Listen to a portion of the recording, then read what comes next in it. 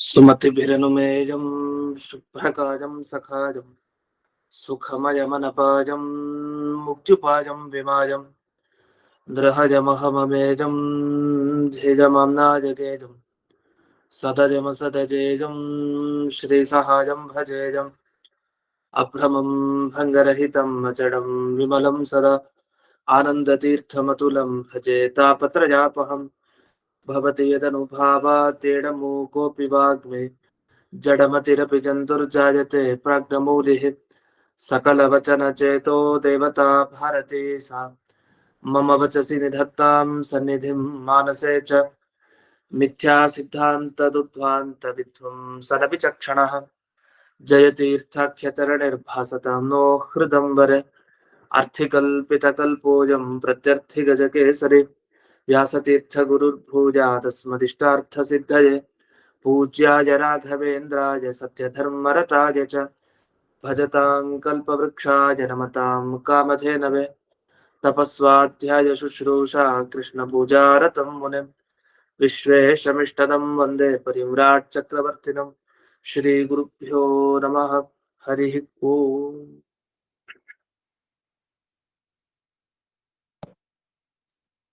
ಈಗ ಮೂರನೇ ಸರ್ಗ 8ನೇ ಶ್ಲೋಕ.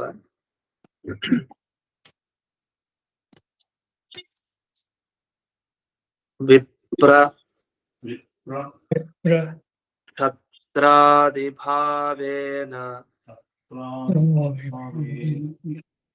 ತದಾದಿಷ್ಟಾಃ ಸುರಾದಯಃ ಬಭೂವುರ್ ಭುವಿ ತತ್ಸೇವಾಂ ವಿಧಿತ್ಸಂತಃ ಸಮಸ್ತಶಃ.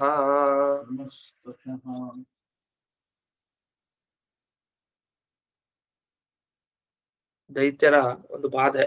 ದೈತ್ಯರ ಬಾಧೆಗೋಸ್ಕರ ಎಲ್ಲ ದೇವತೆಗಳು ಭಗವಂತನ ಬಳಿ ಹೋದ್ರು. ಕ್ಷೀರ ಸಮುದ್ರದ ಹತ್ರ ಹೋಗಿ ಪ್ರಾರ್ಥನೆಯನ್ನ ಮಾಡಿದ್ರು. ಮಾಡಿದ ಕೂಡಲೇ ಆಯ್ತು, ಭಗವಂತ ಅವತಾರ ಮಾಡ್ತೀನಿ ಅಂತ ಸಂಕಲ್ಪ ಮಾಡಿದ. ಸಂಕಲ್ಪ ಮಾಡಿದಾಗ ಮೊದಲು ಅವನೇ ಬರ್ಲಿಲ್ಲ. ಮೊದಲೇನ್ ಮಾಡ್ತಾರೆ, ಎಲ್ಲ ದೇವತೆಗಳನ್ನ ಕಳಿಸ್ತಾರೆ. ದೇವತೆಗಳನ್ನ ಕಳಿಸಿದಾಗ ಒಬ್ಬೊಬ್ರು ಒಂದೊಂದು ವೇಷ ತೊಟ್ಟುಕೊಂಡು ಬರ್ತಾರೆ. ಅದ್ ಯಾವ ವೇಷ ಅಂತ ಈಗ ಹೇಳ್ತಾರೆ. ತತ್ ಆದಿಷ್ಟ ತೇನ ಆದಿಷ್ಟ, ಭಗವಂತನ ಆದೇಶ ಪಾಲಿಸ್ತಾ ಸುರಾದಯ, ದೇವತೆಗಳೇ ಮೊದಲಾದವರೆಲ್ಲ ಬಂದ್ರು. ಅಂದ್ರೆ ದೇವತೆಗಳೇ ಮೊದಲಾದವರು ಅಂದ್ರೆ ಯಾರ್ಯಾರು?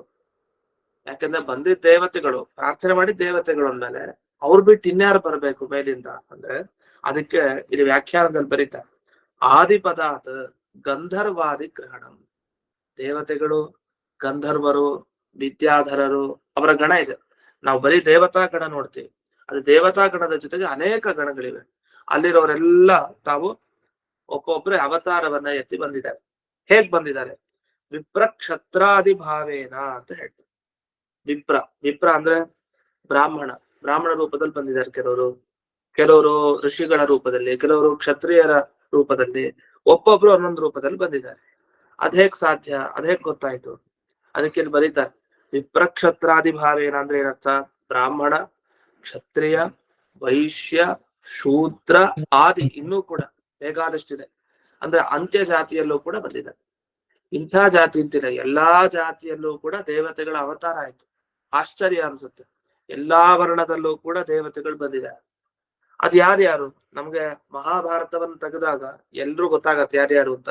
ಆದ್ರೆ ಅಷ್ಟೊಂದು ಹುಡ್ಕೋದ್ ಬೇಡ, ಇಲ್ಲ ಕೊಟ್ಬಿಟ್ಟಿದೆ ಕೆಳಗಡೆನ ವ್ಯಾಖ್ಯಾನದಲ್ಲಿ. ಮೊದಲನೇ ವ್ಯಾಖ್ಯಾನದಲ್ಲೇ ಗಮನಿಸಿ, ಬ್ರಾಹ್ಮಣ, ಕ್ಷತ್ರಿಯ, ವೈಶ್ಯ, ಶೂದ್ರಾದಿ ರೂಪೇಣ, ಈ ಎಲ್ಲ ರೂಪದಿಂದ ದೇವತೆಗಳು ಬಂದಿದ್ದಾರೆ. ಯಾರು? ಬ್ರಾಹ್ಮಣರು ಅನ್ನೋದಕ್ಕೆ ಉದಾಹರಣೆ ಯಾರು? ವಿಪ್ರಾಹ ಅಂದ್ರೆ ದ್ರೋಣಾದಯ, ದ್ರೋಣಾಚಾರ್ಯರು ಮೊದಲಾದವರೆಲ್ಲ ಬ್ರಾಹ್ಮಣ ಜನ್ಮ. ಹಾಗಾದ್ರೆ ದ್ರೋಣಾಚಾರ್ಯರು ಸಾಮಾನ್ಯರಲ್ಲ, ಒಬ್ಬ ದೇವತೆ ಅಂತ ಅರ್ಥ. ಇವರು ದೇವತೆ ಅಂತ ಹೇಗ್ ನಮಗ್ ಗೊತ್ತಾಗುತ್ತೆ ಅಂದ್ರೆ, ಅದಕ್ಕೆ ಒಂದು ಈ ಅಂಶದವರು ಅಂತ ಹೇಳ್ತಾರೆ. ಮಹಾಭಾರತ ತಾತ್ಪರ್ಯವನ್ನು ತೆಗಿಬೇಕು. ಅದನ್ನ ನೋಡಿದಾಗ ಯಾವ ದೇವತೆ ಯಾವ ಅಂಶದಿಂದ ಭೂಮಿಗೆ ಬಂದಿದ್ದಾರೆ ಅನ್ನೋದನ್ನ ಸ್ಪಷ್ಟಪಡಿಸ್ತಾರೆ. ಇನ್ನು ಕ್ಷತ್ರ ಯುಧಿಷ್ಠಿರಾದಯ, ಯುಧಿಷ್ಠಿರರು ಕ್ಷತ್ರಿಯ, ಪಾಂಡವರೆಲ್ಲ ಎಲ್ಲ ದೇವತೆಗಳಿದ್ದಾರೆ, ಅವರೆಲ್ಲ ಕ್ಷತ್ರಿಯ ರೂಪದಲ್ಲಿ ಬಂದಿದ್ದಾರೆ. ಇನ್ನು ನಂದ ವೈಶ್ಯನಾಗಿ ನಂದ ಅಂದ್ರೆ ನಂದಗೋಪ ಅಂತ ಅರ್ಥ. ನಂದಗೋಪ ಮುಂತಾದವರೆಲ್ಲ ವೈಶ್ಯ ಜಾತಿಯಲ್ಲಿ ಬಂದಿದೆ. ಇನ್ನು ಶೂದ್ರ ಅಂದ್ರೆ ವಿದುರರೇ ಮೊದಲಾದವರೆಲ್ಲ ಶೂದ್ರ ಜಾತಿಯಲ್ಲಿ ಬಂದವರು. ಇನ್ನೂ ಕೆಳ ಜಾತಿ ಯಾವ್ದಿದೆ ಅಲ್ಲಿ ಆದಿ ಜಾತಿ ಅಂತಂದ್ರೆ ಸೂತರು. ಯಾರು? ಸಂಜಯ ಮುಂತಾದ ಸೂತರು. ನಾವೆಲ್ಲ ಈ ಸೂತ ಪುರಾಣಿಕರು ಅಂತ ಹೇಳ್ತೀವಲ್ಲ, ಅದೇ ರೀತಿ ಸೂತರು ಅಂದ್ರೆ ಸಂಜಯ. ನಮ್ಮ ಧೃತರಾಷ್ಟ್ರ ಉವಾಚ ಸಂಜಯ ಉವಾಚ ಅಂತೆಲ್ಲ ಬರ್ತಲ್ಲ, ಅದೇ ಸಂಜಯನೇ. ಆ ಸಂಜಯ ಸೂತನಾಗಿ ಬಂದಿದ್ದು. ಹಾಗಾದ್ರೆ ಎಷ್ಟು ಜನ ಯಾವ್ಯಾವ ರೂಪದಲ್ಲಿ ಹೇಗೋ ಒಂದ್ ರೀತಿ ದೇವ್ರ ಸೇವೆ ಮಾಡ್ಬೇಕಷ್ಟೇ. ಅವ್ನ್ ಬ್ರಾಹ್ಮಣನೋ ಕ್ಷತ್ರಿಯನೋ ವೈಶ್ಯನೋ ಯಾವುದೇ ರೂಪ ತಗೊಂಡು ನಮ್ಗೆ ನೋಡಿದ್ದೇನಂದ್ರೆ ಭಗವದ್ ಭಕ್ತಿ ಯಾರಲ್ಲಿ ಇರತ್ತೋ ಅವರಿಗೆ ಒಳ್ಳೇದಾಗತ್ತೆ. ಅದರಿಂದ ಅಲ್ಲಿ ಜಾತಿಯ ಒಂದು ಇದು ಹಾಕಿಲ್ಲ, ಇಂಥ ಜಾತಿಯಲ್ಲಿ ಹುಟ್ಟಿದವನಿಗೆ ಮಾತ್ರ ಅಂತಿಲ್ಲ. ಅಂತ್ಯ ಜನ ಆದ್ರೂ ಕೂಡ, ಕೊನೆಯಲ್ಲಿ ಹುಟ್ಟಿದ್ರು ಕೂಡ ಅವನ ಹರಿಭಕ್ತರಾಗಿದ್ರೆ ಅವನಿಗೆ ಸದ್ಗತಿ ಆಗೇ ಆಗತ್ತೆ. ಅದಕ್ಕೆ ಉದಾಹರಣೆನೇ ಇದು. ಯಾಕಂದ್ರೆ ವಿದುರರಿಗೂ ಒಳ್ಳೇದಾಯ್ತು, ನಂದಗೋಪನಿಗೂ ಒಳ್ಳೇದಾಯ್ತು, ಯುಧಿಷ್ಠಿರಾದಿಗಳಿಗೂ ಕೂಡ. ದ್ರೋಣಾಚಾರ್ಯರಿಗೆಲ್ಲ ಕೇಳೋದೇ ಬೇಡ. ಈ ತರ ಇವರೆಲ್ಲ ವಿಪ್ರಕ್ಷತ್ರಾದಿ ಭಾವೇನ ಭೂಮಿ ಭೂಮಿಗೆ ಎಲ್ಲ ಬಂದಿದ್ದಾರೆ. ಬಂದಿದ್ದ ಉದ್ದೇಶ ಒಂದೇ, ತತ್ ಸೇವಾಂ ವಿಧಿತ್ಸಂತಹ, ಆ ಭಗವಂತನ ಸೇವೆಯನ್ನು ಮಾಡ್ಬೇಕು ಅಂತ ಇಷ್ಟೇ ಇಚ್ಛೆ. ಆದ್ರಿಂದ ಎಲ್ಲಾ ದೇವತೆಗಳು ಹೀಗೆ ಅವತಾರವನ್ನ ಎತ್ತುಕೊಂಡು ಬಂದಿದ್ದಾರೆ. ಇಲ್ಲಿ ಪಾಠಭೇದ ಒಂದ್ ಕಡೆ ಇದೆ. ಬಭೂವುರ್ ಭುವಿ ತತ್ ಸೇವಾಂ ಅಂತ ಇದೆಯಲ್ಲ, ಬಭೂವುರ್ ಭುವಿ ತತ್ ಸೇವಾಂ ಅಂತಿದೆ. ಅಲ್ಲಿ ಬಭೂವುರ್ ಭಗವತ್ ಸೇವಾಂ ಅಂತ ಇನ್ನೊಂದು ಪಾಠ ಇದೆ. ಅದನ್ನ ಇಲ್ಲಿ ಉಲ್ಲೇಖ ಮಾಡ್ತಾರೆ. ಮೊದಲನೇ ವ್ಯಾಖ್ಯಾನದಲ್ಲಿ ಭಗವತ್ ಸೇವಾಮಿತ್ಯಪಿ ಪಾಠ, ಈ ತರಹನೂ ಪಾಠ ಇದೆ ಅಂತ ಅಲ್ಲಿ ಹಾಕಿದೆ. ಇನ್ನೊಂದು ಇಲ್ಲಿ ಎರಡನೇ ವ್ಯಾಖ್ಯಾನದಲ್ಲಿ ಒಂದು ಹಾಕಿದೆ, ಭಗವತ್ ಸೇವಾ ವಿಧಿತ್ಸಂತಹ. ಭಗವತ್ ಸೇವೆಯನ್ನ ವಿಧಿತ್ಸಂತಹ ಅಂದ್ರೆ ಏನರ್ಥ? ವಿಧಾನ ಮಾಡೋದು ಅಂತ ಹೇಳ್ತಾರೆ. ಈಗ ಯಾಗವನ್ನೆಲ್ಲ ವಿಧಾನ ಮಾಡ್ತಾರೆ ವೇದವಾಕ್ಯಗಳಲ್ಲಿ. ಹಾಗೆ ವಿಧಾನ ಮಾಡಿದ್ದ ಅಂದ್ರೆ ಹಾಗಲ್ಲ, ವಿಧಾತುಂ ಇಚ್ಛುಕಾಹ ಅಂತ, ಅಂದ್ರೆ ಕರ್ತುಕಾಮಹ, ಮಾಡ್ಬೇಕು ಅಂತ ಯಾರು ಬಯಕೆ ಇದೆ ಅದು ವಿಧಿತ್ಸಂತಹ ಅಂತ ಹೇಳಿ ಶಬ್ದವನ್ನ ಬಳಸ್ತಾರೆ. ಇನ್ನು ವಿಶೇಷ ವಿಚಾರದಲ್ಲಿ ಕೊಟ್ಟಿದ್ದಾರೆ. ವಿಶೇಷ ವಿಚಾರದಲ್ಲಿ ಇದನ್ನೇ ವಿವರಿಸಿದ್ದಾರೆ, ನಿಮ್ಗೆ ಸ್ಪಷ್ಟವಾಗಿ ಗೊತ್ತಾಗುತ್ತೆ. ಏನ್ ಕೊಟ್ಟಿದ್ದಾರೆ ವಿಶೇಷ ವಿಚಾರದಲ್ಲಿ? ದೇವತೆಗಳು ಅವತಾರ ಮಾಡಿದ್ರು. ಬ್ರಾಹ್ಮಣರಲ್ಲಿ ದ್ರೋಣಾದಿಗಳು, ಕ್ಷತ್ರಿಯಲ್ಲಿ ಧರ್ಮರಾಜಾದಿಗಳು, ವೈಶ್ಯರಲ್ಲಿ ನಂದಗೋಪಾದಿಗಳು, ಶೂದ್ರರಲ್ಲಿ ವಿದುರಾದಿಗಳು ಅಂತ ಸ್ಪಷ್ಟವಾಗಿ ಅರ್ಥ ಆಗುತ್ತೆ. ಅದೇ ಸಂಸ್ಕೃತ ಓದ್ಕೊಂಡೆ ನಾವು ಅರ್ಥ ಮಾಡ್ಕೊಳ್ಳಿಕ್ ಪ್ರಯತ್ನ ಪಡ್ಬೇಕಿಲ್ಲ, ಅವಾಗ ಅನುಕೂಲ ಆಗತ್ತೆ. ಸರಿ, ಇದಾದ್ಮೇಲೆ ದೇವತೆಗಳು ಭೂಮಿಗೆ ಅವತಾರ ಮಾಡಿದ್ರು ಅಂತಲ್ಲ, ಹೇಗೆ ಅವತಾರ ಮಾಡಿದ್ರು ದೇವತೆಗಳೆಲ್ಲ ಅಂದಾಗ ಅದಕ್ಕೆ ವರುಣ ಶಂತನು ಅಂತ ಮುಂದಿನ ಶ್ಲೋಕ ಹೊರಟಿದೆ. 9ನೇ ಶ್ಲೋಕ. ವರುಣ ಶಂತನುರ್ನಾಮ ಪುರೋರ್ ವಂಶೇ ವ್ಯಜಾಯತ ವಿಚಿತ್ರವೀರ್ಯಃ ತಸ್ಯಾಸೀತ್ ಪುತ್ರಃ ಚಿತ್ರಾಂಗದಾನುಜಃ.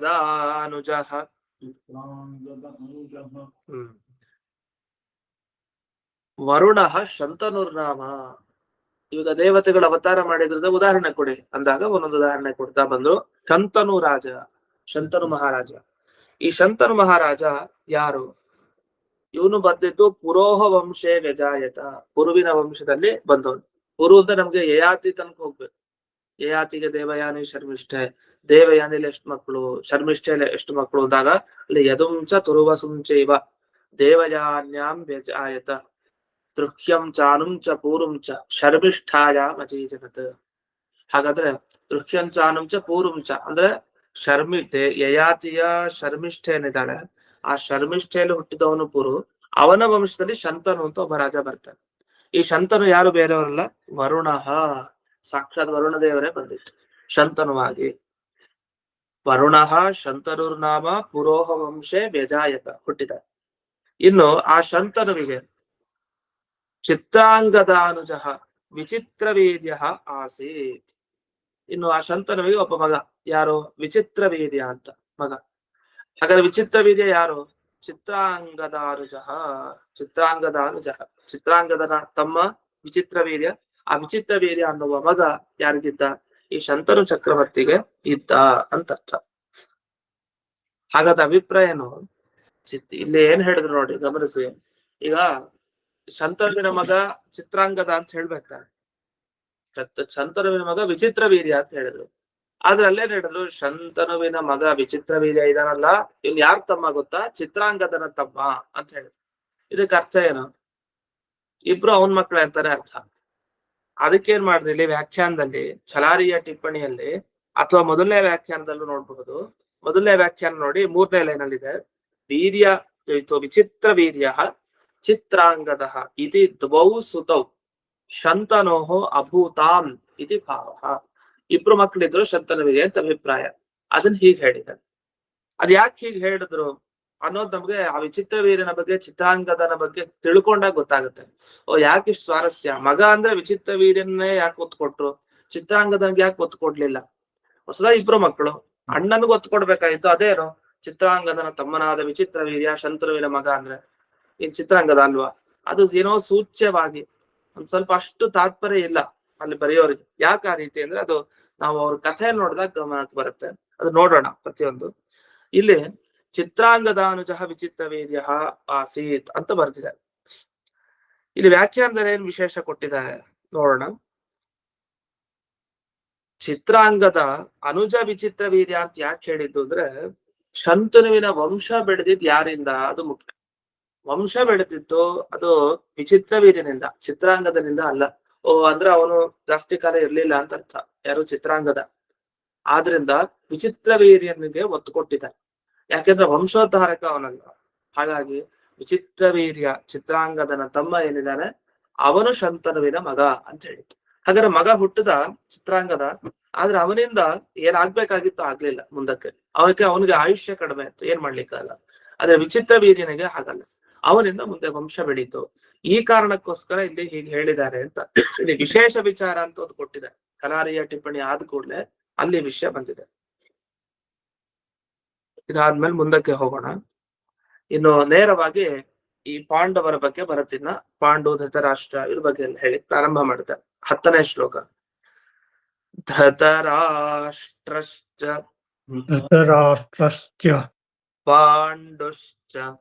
ಪಾಂಡುಶ್ಚ ತಸ್ಯ ಪುತ್ರೌ ಬಭೂವತುಃ ಪಾಂಡೋಃ ಕುಂತೀ ಚ ಮಾದ್ರೀ ಚ ದ್ವೇ ಭಾರ್ಯೇ ಧರ್ಮಕೋವಿದೇ.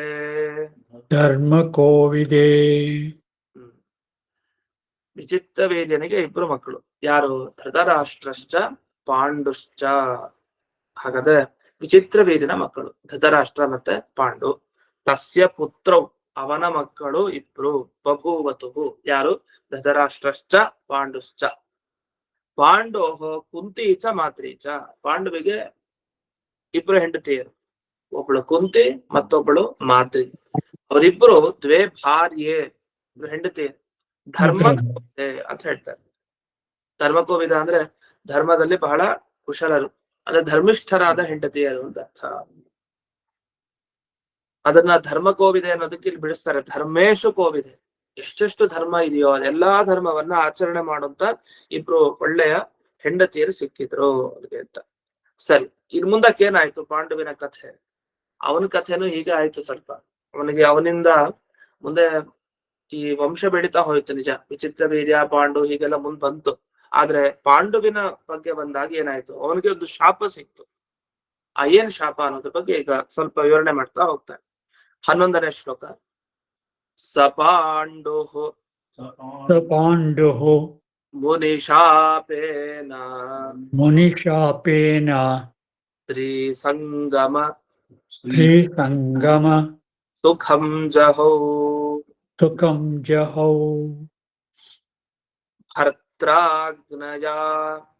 ಭರ್ತ್ರಾಜ್ಞಯಾ ಸುತಂ ಕುಂತಿ ಧರ್ಮಾತ್ ಲೇಭೆ ಯುಧಿಷ್ಠಿರಂ. ಇಲ್ಲೊಂದು ಸಂಧಿ ಆಗಿದೆ, ಈ ವ್ಯಾಕರಣ ಓದೋರ್ಗೆ ಗೊತ್ತಾಗುತ್ತೆ. ಭರ್ತೃ ಆಗ್ನೇಯ ಅದು ಗೊತ್ತಾಗುತ್ತೆ, ಅದು ಎಣ್ಣು ಸಂಧಿ ಆಗುತ್ತೆ. ಧರ್ಮಾಲೇಭೆ ಅಂತ ಇದೆ. ಧರ್ಮಾಲೇಭೆ ಅಂದ್ರೆ ಧರ್ಮಾತ್ ಲೇಭೆ ಅಂತ ಬಿಡಿಸ್ಬೇಕು. ತಕಾರ ಹೋಗಿ ಲಕಾರ ಬರುತ್ತೆ, ಯಾಕೆ ಮುಂದೆ ಲಕಾರ ಇದ್ರೆ ಹಿಂದೆನೂ ಲಕಾರ ಬರುತ್ತೆ. ಧರ್ಮಾಲೇಭೆ ಅಂತ ಬಿಡಿಸ್ಬೇಕಾದ್ರೆ ಧರ್ಮಾಲು ಲೇಭೆ ಅಂತ ಬಿಡಿಸ್ಬಾರ್ದು, ಧರ್ಮಾತ್ ಲೇಭೆ ಅಂತ. ತೋರ್ಲಿ ಅಂತ ಒಂದು ವ್ಯಾಕರಣದಲ್ಲಿ ಒಂದು ಸೂತ್ರ ಬರುತ್ತೆ. ತಕಾರಕ್ಕೆ ಲಕಾರ ಬರುತ್ತೆ, ಯಾವಾಗ ಲಕಾರ ಮುಂದಿದ್ದಾಗ. ವಿದ್ವಾಲ್ ಲಿಖತಿ ಅಂತೆಲ್ಲ ಆಗತ್ತಲ್ಲ, ಆ ತರ ಅದೊಂದು ವಿಶೇಷ. ಅದ್ರಿಂದ ಕೆಲವು ಸರಿ ಪದಚ್ಛೇದ ಮಾಡೋದಂದ್ರೆ ಸುಲಭ ಅಂತ ಅನ್ಕೊಳ್ಬಾರ್ದು ಸಂಸ್ಕೃತದಲ್ಲಿ. ಏನೋ ಒಂದು ಪದ ಹಾಕ್ಬಿಡ್ತಾರೆ ಒಂದು ಬಿಡಿಸೋದು, ಯಾಕೆ ಧರ್ಮಾಲು ಲೇಬೆ ಅಂದ್ರೆ ಹೋಯ್ತು, ಅವನ್ ತಪ್ಪು ಗೊತ್ತಾಗಿಲ್ಲ ಅಂತ ಅರ್ಥ. ಧರ್ಮಾತ್ ಲೇಬೆ ಬಿಡಿಸ್ಬೇಕು, ಅಲ್ಲ ಹಾಗಾದ್ರೆ ಧರ್ಮಾತ್ ಲೇಬೆ ಇರ್ಬೇಕು ಅಂತ ತಿದ್ದೋ ಹಾಗೂ ಇಲ್ಲ, ಯಾಕಂದ್ರೆ ಅದೇ ಸಂಧಿ ಆಗಿದೆ, ತಕಾರ ಹೋಗಿ ಲಕಾರ ಬಂದಿದೆ ಅದಕ್ಕೆ. ಸರಿ, ಈ ಪಾಂಡುರಾಜನಿಗೆ ಮುನಿಶಾಪ ಬಂದಿದ್ರಿಂದ ಏನಿಲ್ಲ, ಅದು ನಮಗ್ ಗೊತ್ತೇ ಇದೆ. ಅವ್ರು ವಿಹಾರ ಮಾಡ್ತಾ ಇದ್ರು ಋಷಿಗಳು ಬೇರೆ ವೇಷದಲ್ಲಿ, ಇವನು ಬಾಣ ಪ್ರಯೋಗ ಮಾಡ್ಬಿಟ್ಟ, ಅಲ್ಲಿ ವಿರಹ ಉಂಟು ಮಾಡ್ದ ಗಂಡ ಹೆಂಡತಿಗೆ. ಅದಕ್ಕೆ ಇವನಿಗೂ ಹಾಗಾಗ್ಲಿ, ಸ್ತ್ರೀ ಸುಖ ಇವನಿಗೆ ಸಿಗದೆ ಹೋಗ್ಲಿ, ಸ್ತ್ರೀ ಸಂಗಮದ ಸುಖ ಪಾಂಡುರಾಜನಿಗೆ ಸಿಗಬಾರ್ದು ಅಂತ ಶಾಪ ಬಂತು. ಯಾಕೆಂದ್ರೆ ಅವರು ಹೇಳೋದು, ಈ ಪಕ್ಷಿ ರೂಪದಲ್ಲಿ ಕೆಲವರು ಕ್ರೀಡೆ ಮಾಡ್ತಾ ಇದ್ರು ಅಂತ. ಅದೇನಂದ್ರೆ ಜಿಂಕೆ ರೂಪದಲ್ಲಿ ಕ್ರೀಡೆ ಮಾಡ್ತಾ ಇದ್ರು ಅಂತ ಕೆಲವರು ಹೇಳ್ತಾರೆ, ಅದು ಪ್ರಸಿದ್ಧ. ಪಕ್ಷಿ ರೂಪೇಣ ಅಂತ ಇಲ್ಲಿ ಶ್ಲೋಕದಲ್ಲಿ ಕೊಟ್ಟಿದ್ದಾರೆ. ಅದ್ರಲ್ಲಿ ವ್ಯಾಖ್ಯಾನದಲ್ಲಿ ಏನ್ ಕೊಟ್ಟಿದ್ದಾರೆ ನಾವು ನೋಡ್ಬೇಕು. ವ್ಯಾಖ್ಯಾನದಲ್ಲಿ ಏನ್ ಕೊಟ್ಟಿದ್ದಾರೆ, ಮುನೇಹ ಶಾಪೇನ ಸ್ತ್ರೀ ಸಂಘ ಕಾಲೆ ಮಯಿ ಬಾಣ ಪ್ರಯೋಗಾತ್ ತ್ವಂ ಸ್ತ್ರೀ ಸಂಘಂ ಕರಿಷ್ಯಸಿ ಚೇತ್ ವ್ರಿಯಸ್ವ ಇತ್ಯೇವಂ ರೂಪೇಣ ಅಂತ ಇಷ್ಟ ಹಾಕಿದ್ದಾರೆ. ಪಕ್ಷಿ ರೂಪ ಅಂತ ಇಲ್ಲಿಲ್ಲ, ಪಕ್ಷಿ ರೂಪ ಅಂತ ಇವ್ರು ಕೊಟ್ಟಿದ್ದಾರೆ. ವಸ್ತುತಃ ಅದೇನು ಮೃಗ ರೂಪದಿಂದ ಅಂತ ಹೇಳಿದ್ದಾರೆ. ಪ್ರಾಣಿ ಅಂತ ಅನ್ಕೊಂಡು ಇವನು ಪ್ರಯೋಗ ಮಾಡ್ಬಿಟ್ಟ ಅಂತ. ಇದೆಲ್ಲಿದೆ ಮೊದಲನೇ ವ್ಯಾಖ್ಯಾನದಲ್ಲಿ ಸ್ವಲ್ಪ ಕೊಟ್ಟಿದ್ದಾರೆ, ಅದನ್ನ ವಿಶೇಷ ಅನ್ನೋದ್ರಲ್ಲಿ ಇನ್ನೂ ಪೂರ್ತಿ ಕೊಟ್ಟಿದ್ದಾರೆ ವಿಶೇಷ ಅಂತ. ಮೊದಲನೇ ವ್ಯಾಖ್ಯಾನದಲ್ಲಿ ನೋಡೋಣ. ಮುನೇಹ ಶಾಪೇನ, ಮುನಿಯ ಶಾಪದಿಂದ ಏನ್ ಶಾಪ ಬಂತು? ಸ್ತ್ರೀ ಸಂಘಕಾಲೆ ಮೈ ಬಾಣ ಪ್ರಯೋಗ. ನಾನು ಮುನಿ ಹೇಳ್ತಾ, ನಾನು ನನ್ನ ಸ್ತ್ರೀ ಸಂಘ ಮಾಡ್ಬೇಕಾದ್ರೆ ನನ್ನ ಮೇಲೆ ನೀನ್ ಬಾಣವನ್ನ ಪ್ರಯೋಗ ಮಾಡಿದೀವಿ, ಆದ್ರಿಂದ ಈ ರೀತಿ ಬಾಣ ಪ್ರಯೋಗ ಮಾಡೋದ್ರಿಂದ ನೀನು ಕೂಡ ಸ್ತ್ರೀ ಸಂಘವನ್ನ ಮಾಡಿದ್ರೆ ಸಾಹಿತ್ಯ ಅಂತ ಹೇಳಿ ಒಂದು ಶಾಪವನ್ನ ಕೊಟ್ಟ. ಆಗ ಸ್ತ್ರೀ ಸಂಗಮದಿಂದ ಉಂಟಾಗುವಂತ ಸುಖ ಅವನಿಗೆ ಹೋಯ್ತು, ಜಹೌ ಅಂತ. ಅವಾಗ ಏನಾಯ್ತು, ಮುಂದೆ ವಂಶ ಹೇಗ್ ಬೆಳೆಯೋದು? ಮತ್ತೆ ಸ್ತ್ರೀ ಸಂಗಮ ಆಗಬಾರ್ದು, ಹಾಗಾದ್ರೆ ಸಂತಾನ ಹೇಗ್ ಸಿಗ್ಬೇಕು ಅಂದಾಗ ಗಂಡನ ಅಪ್ಪಣೆ ಪಡ್ಕೊಂಡು ಯಾರೋ ಕುಂತಿದೇವಿ ಯಮದೇವರಿಂದ ಯುಧಿಷ್ಠಿರನನ್ನ ಮಗನನ್ನಾಗಿ ಪಡಿತಾಳೆ ಅಂತ ಬಂತು.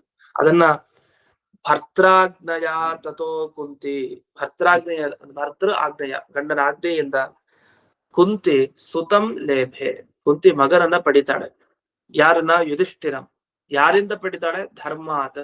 ಧರ್ಮ ಅಂದ್ರೆ ಯಮಧರ್ಮರಾಯನಿಂದಾಗಿ ಯುಧಿಷ್ಠಿರನನ್ನ ಅವಳು ಪಡಿತಾಳೆ. ಇಷ್ಟಿದೆ. ಇಲ್ಲಿ ಭರ್ತ್ರಾಜ್ಞಯ ಅನ್ನೋ ಶಬ್ದಕ್ಕೆ ಏನ್ ಹೇಳಿದ್ದಾರೆ ಅಂದ್ರೆ ಭರ್ತುಹು ಆಗ್ನಯ ಭರ್ತ್ರಾಜ್ಞಯ ಅಂತ. ಸ್ತ್ರೀ ಸಂಘ ಸುಖಂ ಅಂದ್ರೆ ಏನರ್ಥ? ಸ್ತ್ರೀ ಸಂಘದಿಂದ ಅಂದ್ರೆ ಸ್ತ್ರೀ ಸಂಗಮದಿಂದ ಉಂಟಾದ ಸುಖ ಅಂತ ಅರ್ಥ. ಅಲ್ಲಿ ವಿಗ್ರಹ ವಾಕ್ಯ ಮಾಡ್ಬೇಕಾದ್ರೆ ಸ್ತ್ರೀ ಸಂಘದಿಂದ ಸುಖ ಅಂದೇನು? ಸ್ತ್ರೀ ಸಂಘದಿಂದ ಹುಟ್ಟಿದ ಸುಖ, ಸ್ತ್ರೀ ಸಂಘ ಜನ್ಯಂ ಸುಖಂ. ಆ ಜನ್ಯ ಅನ್ನೋ ಶಬ್ದ ಹೊರಟೋಗುತ್ತೆ, ಅದೊಂದು ಗಮನಿಸ್ಬೇಕು. ಈಗ ನೋಡಿ, ಈಗ ಅಲ್ಲಿ ವಿವರಣೆ ಕೊಟ್ಟಿದ್ದಾರೆ ವಿಶೇಷ ಅನ್ನೋದ್ರಲ್ಲಿ. ಯೋಗ ಸಾಮರ್ಥ್ಯೇನ ಮೃಗರೂಪಂ ಗೃಹೀತ್ವ ಅಂತ ಇದೆ. ಅವ್ರ ಯೋಗ ಶಕ್ತಿ ಋಷಿಗಳಿಗೆ, ಅವ್ರು ಯಾವ ವೇಷನಾದ್ರು ತೊಟ್ಕೊಳ್ತಾರೆ, ವಿಹಾರ ಮಾಡ್ತಾರೆ. ಅವ್ರು ನೇರವಾದ ವೇಷ ತೊಟ್ಕೊಟ್ಟಿಲ್ಲ. ಹೀಗೆ ಮೋಕ್ಷದಲ್ಲಿ ಯಾರ್ಯಾರು ಹೋಗ್ತಾರೋ, ಒಬ್ಬ ಒಂದು ಇರುವೆಗೂ ಮೋಕ್ಷ ಆಯ್ತು ಅಂತ ಇಟ್ಕೊಟ್ಟು, ಮೋಕ್ಷಕ್ಕೆ ಹೋದಾಗ ಇರುವೆ ರೂಪದಲ್ಲೇ ಇರ್ಬೇಕು ಅಂತಿಲ್ಲ. ಇರುವೆ ಮನುಷ್ಯ ರೂಪ ತಗೊಂಡು ವಿಹಾರ ಮಾಡ್ತಾ ಇರ್ಬೋದು. ಆನೆನೂ ಅಲ್ಲಿ ಹೋಗ್ಬೋದು ಮೋಕ್ಷಕ್ಕೆ. ಆನೆನೂ ಕೂಡ ತನ್ನ ಯಾವ್ದೋ ಒಂದು ರೂಪ ತಗೊಂಡು ವಿಹಾರ ಮಾಡ್ತಾ ಇರ್ಬೋದು. ಅಲ್ಲಿ ಲಕ್ಷ ಯೋನಿಗಳಿರುತ್ತೆ ಮೋಕ್ಷದಲ್ಲಿ, ಎಲ್ಲಾ ಯೋನಿಗಳು ಇರೋದ್ರಿಂದ. ಆ ತರ ಇಲ್ಲೂ ಸಂಸಾರದಲ್ಲೇ ಈ ತರ ಯೋಗ ಸಾಮರ್ಥ್ಯ ತಮ್ಮ ತಪಶಕ್ತಿಯಿಂದಾಗಿ ಏನ್ ಮಾಡಿದ್ರು? ಮೃಗರೂಪಂ ಗೃಹೀತ್ವ. ಸ್ಪಷ್ಟವಾಗಿದೆ, ಮೃಗರೂಪ. ಜಿಂಕೆ ರೂಪ ಅಂತ, ಮೃಗ ಅನ್ನೋ ಶಬ್ದಕ್ಕೆ ಸಾಮಾನ್ಯ ಜಿಂಕೆ ಅನ್ನೋ ಅರ್ಥ ಪ್ರಸಿದ್ಧ, ಅದಕ್ಕೆ ಜಿಂಕೆ ಅಂತ ತಗೊಳ್ತಾರೆ. ಅಂತೂ ಪ್ರಾಣಿ ರೂಪ ಕೊಟ್ಟು ಅದನ್ನ ತಗೊಂಡು ಮೃಗಿ ರೂಪಯ ಸ್ವಭಾರ್ಯ, ಜಿಂಕೆ ತನ್ನ ಹೆಂಡತಿ ಮೃಗಿಯ ಜೊತೆಗೆ ಕ್ರೀಡಮಾನೆ ಸತಿ ವಿಹಾರ ಮಾಡ್ತಾ ಇದ್ರು. ಆಗ ಮೃಗಯಾಂಗತಃ, ಮೃಗಯಕ್ಕೋಸ್ಕರ ಹೋದ. ಇದು ಸಂಸ್ಕೃತದಲ್ಲಿ ಬೇಟೆ ಅಂತಿದೆಯಲ್ಲ, ಬೇಟೆ ಅನ್ನೋದಕ್ಕೆ ಮೃಗಯ ಅಂತ ಕರೀತಾರೆ. ಅದರಿಂದ ಮೃಗಯಾಂಗತಃ, ಮೃಗಯ ಅಂದ್ರೆ ಬೇಟೆಗೋಸ್ಕರ ಹೋಗಿದ್ದ ಪಾಂಡುರಾಜ. ಆಗ ಇದು ಸಾಮಾನ್ಯವಾದ ಪ್ರಾಣಿ ಅಂತ ಅನ್ಕೊಂಡ್ಬಿಟ್ಟ, ಮೃಗ ಬುದ್ಧಿ ಬಂತು ಅವನಿಗೆ. ಅದನ್ನ ಏನ್ ಮಾಡ್ದ?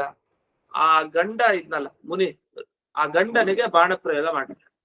ಆ ಬಾಣ ಪ್ರಯೋಗ ಮಾಡಿದಾಗ ಅವನು ಸಾಯೋ ಕಾಲಕ್ಕೆ ಹೇಳ್ದ, ಯಾರೋ ಆ ಮುನಿ ಅಂದ್ರೆ ಗಂಡು ಜಿಂಕೆ ಐತಿಯಲ್ಲ ಅದು ಹೇಳ್ತು, ಏನ್ ಹೇಳ್ತು, ಯದಾ ತ್ವಮಪಿ ಏವಂ ಸ್ವಭಾರ್ಯ ಮಿಥುನಿ ಭಾವಂ ಪ್ರಾಪ್ಸಿಸಿ, ಯಾವಾಗ ನಂತರ ನೀನು ನಿನ್ನ ಹೆಂಡತಿ ಜೊತೆ ವಿಹಾರ ಮಾಡ್ತೀಯಲ್ಲ ಆಗ ನೀನು ಸಾಹಿತ್ಯ ಅಂತ ಹೇಳ್ಬಿಟ್ಟ. ಅದರಿಂದ ಇವನು ಕುಂತಿಯ ಸಂಘವನ್ನ ಮಾಡ್ಲಿಕ್ಕೆ ಸಾಧ್ಯನೇ ಇಲ್ಲ, ಯಾಕೆ ಮುನಿಯ ಶಾಪ. ಇನ್ ಕುಂತಿಯ ಸಂಘ ಮಾಡ್ಲಿಕ್ಕೆ ಹೋದ್ರೆ ಇವನು ಸಾಯ್ತಾನೆ, ಯಾಕೆ ಶಾಪ ಇದೆ ಅಲ್ಲಿ. ಅದರಿಂದ ಆಮೇಲೆ ಅವನು ಮರಣದ ಭಯದಿಂದ ಸ್ತ್ರೀ ಸಂಘವನ್ನೇ ಬಿಟ್ಟ. ಹಾಗಾದ್ರೆ ಪಾಂಡವರು ಹೇಗೆ ಹುಟ್ಟಿದ್ರು ಅಂತ ಮುಂದಿನ ಪ್ರಶ್ನೆ. ಸ್ತ್ರೀ ಸಂಘ ಬಿಟ್ಟಿದ್ ಸರಿ, ಪಾಂಡವರು ಹುಟ್ಟಿದ್ ಹೇಗೆ ಅಂದ್ರೆ ದೇವತೆಗಳ ಅನುಗ್ರಹದಿಂದ ಎಲ್ಲರೂ ಕೂಡ ಜನಿಸ್ತಾರೆ ಕುಂತಿದೇವಿಯಲ್ಲಿ ಅಂತ ವಿವರಣೆ ಮಾಡಿದ್ದಾರೆ. ಇಲ್ಲಿ ನೋಡಿ ಗಮನಿಸ್ಬೇಕಾಗಿದೆ ಏನಂದ್ರೆ, ಇಲ್ಲಿ ಕರ್ಣನ ಬಗ್ಗೆ ಉಲ್ಲೇಖ ಮಾಡಿಲ್ಲ ಇವರು, ಕರ್ಣನ ಬಗ್ಗೆ ಮೌನ ವಹಿಸಿದ್ದಾರೆ. ಯಾಕಂದ್ರೆ ಪಾಂಡು, ಕುಂತಿ, ಆಮೇಲೆ ಇಲ್ಲಿ ಯುಧಿಷ್ಠಿರನ ಬಗ್ಗೆ ಬಂದ್ರು. ಹಿಂದಿನ ಘಟನೆ ಕರ್ಣನ ಬಗ್ಗೆ ಏನು ಉಲ್ಲೇಖ ಮಾಡ್ಲಿಲ್ಲ ಮಣಿಮಂಜರಿ ಇದರಲ್ಲಿ ಭಾಗದಲ್ಲಿ. ನಾವು ಅದನ್ನೆಲ್ಲ ಇಟ್ಕೊಳ್ಬೇಕು, ಯಾವ ಯಾವ ಸಂದರ್ಭದಲ್ಲಿ ಇಟ್ಕೊಳ್ಬೇಕು ಅದು ನೋಡ್ಬೇಕು. ಆದ್ರಿಂದಲೇ ಮಣಿಮಂಜರಿ ಒಂದು ಬಾಲಬೋಧ ಆಗಿರ್ತಾರೆ, ಚಿಕ್ಕದಾಗಿ ಹೇಳ್ತಾ ಹೋಗ್ತಾರೆ. ಆದ್ರೆ ಇದನ್ನ ಜೋಡಿಸ್ಕೊಳ್ಳೋದು ತುಂಬಾ ಕಷ್ಟ, ಜೋಡಿಸ್ಕೊಂಡು ಓದ್ಬೇಕು ಇಡೀ ರಾಮಾಯಣ ಇಡೀ ಮಹಾಭಾರತ ಕಥೆಗಳನ್ನ. ಅದರಿಂದ ಎಷ್ಟು ವಿಸ್ತಾರವಾಗಿ ಓದ್ತೀವಿ ಅಷ್ಟು ಚಿಕ್ಕದಾಗಿ ಓದ್ಬೇಕಾದ್ರೆ ಇದನ್ನ ಸೇರಿಸ್ಕೊಂಡು ಓದೋದು ಬಹಳ ಕಷ್ಟ. ಅಂತೂ ಇಲ್ಲಿಗೆ ಈ ಸ್ತ್ರೀ ಸಂಗಮ ಸುಖವನ್ನ ತ್ಯಾಗ ಮಾಡಿದ ಈ ಪಾಂಡುವಿನ ಹೆಂಡತಿ ಈ ಕುಂತಿಗೆ ಹೇಗಾಯ್ತು ಕೊನೆಗೆ ಅಂದ್ರೆ, ಈ ಧರ್ಮರ ಅನುಗ್ರಹದಿಂದ ಯುಧಿಷ್ಠಿರ ಹುಟ್ಟಿದಾನೆ ಅಂತ ವಿಷಯ ಬಂತು. ಇದಾದ್ಮೇಲೆ ಮುಂದೆ ಏನಾಯ್ತು, 12ನೇ ಶ್ಲೋಕ ಅಂದ್ರೆ ಗಾಂಧಾರಿ ದೇವಿಯಲ್ಲಿ ಧೃತರಾಷ್ಟ್ರನಿಂದ ಯಾರ್ಯಾರು ಜನಿಸಿದ್ರು ಅಂತ ಮುಂದಕ್ಕೆ ಹೇಳ್ತಾರೆ. ಇಲ್ಲಿ ಪಾಂಡುವಿನ ಬಗ್ಗೆ ಇಷ್ಟು, ಮಾದ್ರಿ ಮತ್ತೆ ಕುಂತಿಯಲ್ಲಿ ಒಬ್ರದ್ದು ಹುಟ್ಟಿದ್ರು ಅಂತ ಬಂತು. ಅಂದ್ರೆ ಇವರು ತಕ್ಷಣ ಎಲ್ಲಾ ಮಕ್ಕಳು ಹುಟ್ಟಿದ್ರು ಅಂತ ಹೇಳಲ್ಲ, ಮೊದಲು ಹುಟ್ಟಿದವನು ಯುಧಿಷ್ಠಿರ, ಆಮೇಲೆ ಯಾರ್ಯಾರು ಬಂದ್ರು ಅದು ಅಣ್ಣ ತಮ್ಮಂದ್ರು ತೋರಿಸ್ಬೇಕಾದ್ರೆ ವಯಸ್ಸಿನಲ್ಲೂ ಸ್ವಲ್ಪ ವ್ಯತ್ಯಾಸ ತೋರಿಸ್ಬೇಕಲ್ಲ. ಎಲ್ರೂ ಒಂದೇ ಟೈಮ್ ನಲ್ಲಿ ಹುಟ್ಬಿಟ್ಟು ಅಂತಂದ್ರೆ ಇದೇನ್ ಸಾಧ್ಯ, ಹಾಗಿಲ್ಲ. ಮೊದಲು ಯುಧಿಷ್ಠಿರ, ಅದಾದ್ಮೇಲೆ ಒಬ್ಬೊಬ್ಬರೇ ಹುಟ್ಟುತ್ತಾರೆ. ಅದ್ರ ಮುಂಚೆ ಯಾರು ಹುಟ್ಟಿದ್ರು ಅಂದಾಗ ಈಗ ಧೃತರಾಷ್ಟ್ರನ ಬಗ್ಗೆ ಹೇಳ್ತಾರೆ. 12ನೇ ಶ್ಲೋಕ, ಧೃತರಾಷ್ಟ್ರಸ್ಯ ಗಾಂಧಾರ್ಯಾಂ ಆಸನ್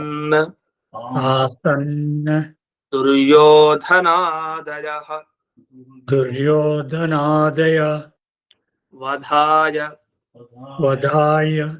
ಮಾರುತಸ್ತೇಷಾಂ ಭೀಮಂ ಕುಂತ್ಯಾಂ ಅಜೀಜನತ್. ಅಷ್ಟೊತ್ತಿಗೆ ಧೃತರಾಷ್ಟ್ರನಿಗೆ ಗಾಂಧಾರಿಯಲ್ಲಿ ಆಸನ್ ಹುಟ್ಟಿದ್ರು. ಯಾರು? ದುರ್ಯೋಧನ ಮೊದಲಾದವರೆಲ್ಲ ಹುಟ್ಟಿದ್ರು. ಅದೇ ಧೃತರಾಷ್ಟ್ರಸ್ಯ ಸಕಾಶಾತ್ ಅಂತ ಇಟ್ಕೊಡ್ಬೇಕು.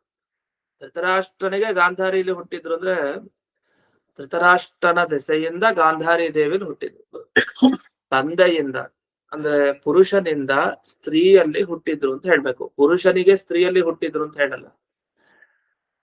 ಅದನ್ನ ಏನ್ ಹೇಳ್ಬೇಕಂದ್ರೆ ಪುರುಷನಿಂದ ಅಂತ ಬರ್ಬೇಕು. ಪುರುಷನಿಂದ ಅಂದ್ರೆ ಇದು ದೆಸೆಯಿಂದ ಅಂದ್ರೆ ಪಂಚಮಿ ಭಕ್ತಿ ಬರ್ಬೇಕಿಲ್ಲ, ತೃತೀಯ ಭಕ್ತಿ ಯಾರು ಬರ್ಬೇಕು. ಇಲ್ಲಿ ಪಂಚಮಿ ಭಕ್ತಿಯನ್ನು ಹಾಕಬೇಕು. ಅದಕ್ಕೆ ಏನ್ ಮಾಡ್ತೀವಿ, ಕೆಲವು ಸರಿ ಷಷ್ಠಿ ಭಕ್ತಿ ಹಾಕಿದ್ರೆ ಸಕಾಶಾತ್ ಅಂತ ಹಾಕ್ತಿವಿ. ಸಕಾಶ ಅಂದ್ರೆ ದೆಸೆಯಿಂದ ಅಂತ ಅರ್ಥ. ಕನ್ನಡದಲ್ಲಿ ದೆಸೆಯಿಂದ ಅಂತ ಹೇಳ್ತೀವಿ, ಸಂಸ್ಕೃತಿ ಸಕಾಶಾತ್ ಅಂತ ಹೇಳ್ತಾರೆ. ಧೃತರಾಷ್ಟ್ರಸ್ಯ ಸಕಾಶಾತ್ ಅಂತ ಇಲ್ಲಿ ವ್ಯಾಖ್ಯಾನದಲ್ಲಿ ಇಟ್ಕೊಂಡಿದ್ದಾರೆ ಆ ಶಬ್ದವನ್ನು. ಗಾಂಧಾರ್ಯಾಂ ಅಂದ್ರೆ ಗಾಂಧಾರಿ ಅನ್ನೋ ಹೆಸರಿನ ಹೆಂಡತಿಯಲ್ಲಿ ದುರ್ಯೋಧನಾದಯ ಎಷ್ಟು ಜನ, ಶತಂ ಸುತಾಹ 100 ಮಕ್ಕಳು ಹುಟ್ಟುತ್ತಾರೆ ಅಂತ ಬಂತು. ಶತಂ ಸುತಾಹ ಅಂತ ಬಳಸ್ಬೇಕು, ಇಲ್ಲೂ ಕನ್ಫ್ಯೂಷನ್ ಆಗ್ಬಾರ್ದು. ಶತಾಹ ಸುತಾಹ ಅಂತೆಲ್ಲ ಹೇಳ್ಬಾರ್ದು. ಶತಂ ಅನ್ನೋದು ಯಾವತ್ತೂ ಹಾಗೆ ಇರುತ್ತೆ, ಬಹುವಚನ ಶಬ್ದ.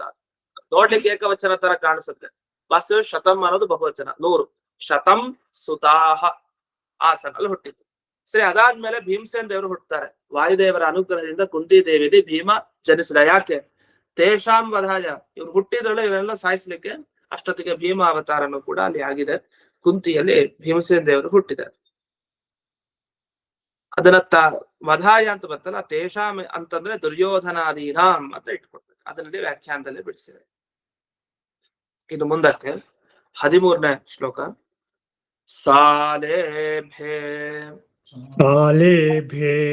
ವಾಸವಾನ್ ಜಿಷ್ಣುಂ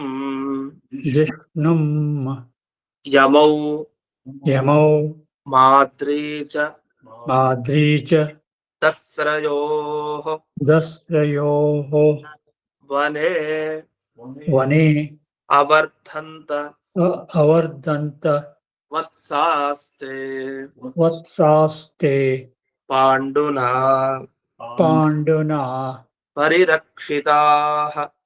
परिरक्षिताः. ಸಾ ಅಂದ್ರೆ ಆ ಕುಂತಿದೇವಿ ಕುಂತಿ ಬಂದ ಕುಂತಿದೇವಿ ಇಂದ್ರದೇವರಿಂದ ಅರ್ಜುನ ಅನ್ನೋ ಮಗನನ್ನ ಪಡೆದ್ಲು. ಇದು ಇಂದ್ರದೇವರು ಅಂತ ಹೇಳಿಕ್ಕೆ ಯಾವ ಶಬ್ದ ಇದೆ? ವಾಸವ. ವಾಸವಾತ್ ಅಂದ್ರೆ ಇಂದ್ರಾತ್ ಅಂತ ಬಿಡಿಸಿದೆ. ಯಾರನ್ನ ಪಡೆದ್ರು? ಅರ್ಜುನ ಅಂತಿದೆ. ಅರ್ಜುನ ಅಂತ ಹೆಸರೇ ಬರ್ಲಿಲ್ಲ. ಇಂದ್ರನ್ ಹೇಳಲಿಕ್ಕೆ ಅಪರೂಪದ ಶಬ್ದ ಬಳಸಿದ್ರು. ಅರ್ಜುನನ್ ಹೇಳಲಿಕ್ಕೆ ಅರ್ಜುನ ಶಬ್ದ ಬರ್ಲಿಲ್ಲ. ಆದ್ರೆ ಜಿಷ್ಣು ಅಂತ ಬಂದಿದೆ. ಜಿಷ್ಣು ಅಂದ್ರೆ ಅರ್ಜುನ. ಯಾಕೆ? ಜಯಶೀಲನಾದವನಿಗೆ ಜಿಷ್ಣು ಅಂತ ಕರೀತಾರೆ. ಯಾವಾಗಲೂ ಜಯ ಜಯ. ಅವನ್ ಬಾಣ ಇಟ್ಕೊಂಡು ಹೊರಟ್ರೆ ಸವ್ಯಸಾಚಿ ತಾನೆ. ಸವ್ಯಸಾಚಿ ಧನಂಜಯ. ಅವನು ಎಡಗೈ ಬಲಗೈ ಎರಡ್ ಕಡೆಯಿಂದನೂ ಒಟ್ಟಿಗೆ ಪ್ರಯೋಗ ಮಾಡ್ತಾ ಇದ್ದ ಬಾಣಗಳನ್ನ. ಅಂತ ಒಂದು ಸವ್ಯಸಾಚಿತ್ವ ಯಾರಿಗೆ? ಅರ್ಜುನನಿಗೆ. ಅಂದ್ರ ಯುದ್ಧದಲ್ಲಿ ಜಯಶೀಲ ಯಾವಾಗ್ಲೂ ಅರ್ಜುನ ಹೊರಟ್ರೆ. ಅದಕ್ಕೆ ಪಾರ್ಥಯೇವ ಧನುರ್ಧರ ಅಂತ ಹೇಳೋದು ಪ್ರಸಿದ್ಧ. ಧನುರ್ಧಾರಿ ಅಂದ್ರೆ ಅದು ಪಾರ್ಥ ಅಂತ ಅರ್ಜುನ. ಜಿಷ್ಣು ಜಯಶೀಲ, ಆದ್ರಿಂದ ಜಿಷ್ಣು ಅಂದ್ರೆ ಅರ್ಜುನ. ಇದು ಮಾದ್ರೀಚ ದಸ್ರಯೋಹೋ ಯಮೌ ಲೇಭೆ. ಮಾದ್ರಿ ದೇವಿಗೆ ಯಮೌ. ಯಮೌ ಅಂದ್ರೆ ಯಮಳರು, ಅವಳಿ ಜವಳಿ ಮಕ್ಕಳು. ಅಂದ್ರೆ ನಕುಲ ಸಹದೇವರು ಹುಟ್ಟುತ್ತಾರೆ. ಯಾರಿಂದ? ದಸ್ರಯೋಹೋ ಸಕಾಶಾತ್. ಇಲ್ಲಿ ಇಟ್ಕೊಳ್ಬೇಕಾಗುತ್ತೆ. ದಸ್ರರು ಅಂತಂದ್ರೆ ಅಶ್ವಿನಿ ದೇವತೆಗಳು ಅಂತ ಅರ್ಥ. ದಸ್ರ ಅನ್ನೋ ಶಬ್ದ ಅಶ್ವಿನಿ ದೇವತೆಗಳನ್ನ ಹೇಳ್ತಾ ಇದೆ. ಅಶ್ವಿನಿ ದೇವತೆಗಳ ದೆಸೆಯಿಂದ ಯಮೌ ಯಮಳೌ ಅವಳಿ ಜವಳಿ ಯಮೌ ಅಥವಾ ಯಮಳರು ಯಮಳೌ ಅಂತ ಕರೀತಾರೆ. ನಕುಲ ಸಹದೇವರು ಹುಟ್ಟಿದ್ದಾರೆ. ಇನ್ನು ಇಲ್ಲಿ ಕೋಶದಲ್ಲಿ ಎರಡನೇ ಛಲಾರಿಯ ಟಿಪ್ಪಣಿಯಲ್ಲಿ ಕೊಟ್ಟಿದ್ದಾರೆ. ಅರ್ಜುನ ಅನ್ನೋದು ಜಿಷ್ಣುವನ್ನ ಹೇಳ್ತಾ, ಜಿಷ್ಣು ಅನ್ನೋ ಶಬ್ದ ಅರ್ಜುನನ್ನ ಹೇಗೆ ಹೇಳ್ತಾ ಇದೆ? ಜಿಷ್ಣುರ್ ಅರ್ಜುನ ಅಂತ ಹೇಳಿ ವಿಶ್ವಕೋಶ ಇದೆ. ವಿಶ್ವಕೋಶದಲ್ಲಿ ಜಿಷ್ಣು ಅನ್ನೋದು ಒಂದು ಪರ್ಯಾಯ ಶಬ್ದ ಅರ್ಜುನನಿಗೆ. ಆದ್ರಿಂದ ಅದು ಅರ್ಜುನನ್ನ ಹೇಳ್ತಾರೆ. ಹೇ ವತ್ಸಾಹ ಪುತ್ರಾಹ. ಸರಿ, ಇವರೆಲ್ಲ ಈ ನಂತರ ಈ ಮಕ್ಕಳೆಲ್ಲ ಯಾರು ಹುಟ್ಟಿದ್ರಲ್ಲ, ಇವರೆಲ್ಲ ಎಲ್ಲಿ ಬೆಳೆದ್ರು? ವನೇ ವರ್ಧಂತ ವತ್ಸಾಸ್ತೆ ತೇ ವತ್ಸಾಹ. ಹೇ ಅಲ್ಲ, ತೇ ವತ್ಸಾಹ. ಇವರೆಲ್ಲ ಮಕ್ಕಳು ಕಾಡಿನಲ್ಲೇ ಬೆಳೆದಿತ್ತು. ಅದರಿಂದ ಪಾಪ ದೇವತೆಗಳಿಂದ ಜನಿಸಿದವ್ರು ಇವರೆಲ್ಲ. ಆದ್ರೆ ವಾಸ ಮಾತ್ರ ಕಾಡಾಯ್ತು. ಬಹುಶಃ ಅವ್ರಿಗೆ ಇದೆಲ್ಲ ಇಷ್ಟ ಇಲ್ಲ. ವೈಭವದ ಜೀವನ ಅವ್ರಿಗೆ ಇಷ್ಟ ಇಲ್ಲ. ದೇವತೆಗಳಿಗೆ ಅವ್ರಿಗೆ ಇದೆಲ್ಲ ಬೇಡ. ತಪಸ್ ಮಾಡ್ಲಿಕ್ಕೆ ವೈರಾಗ್ಯ ಶಿಖಾಮಣಿಗಿರ್ತಾರ ಅವ್ರು ಕಾಡಲ್ಲಿ ಹೋದ್ ಹಾಗಿತ್ತು. ಆದ್ರೆ ಈ ಕೌರವರ ಅನ್ಯಾಯ ಏನು ಮಾಡ್ಲಿಕ್ಕಾಗಲ್ಲ. ಅವರು ಕಾಡಿನಲ್ಲೇ ತಾವು ಇದ್ರು.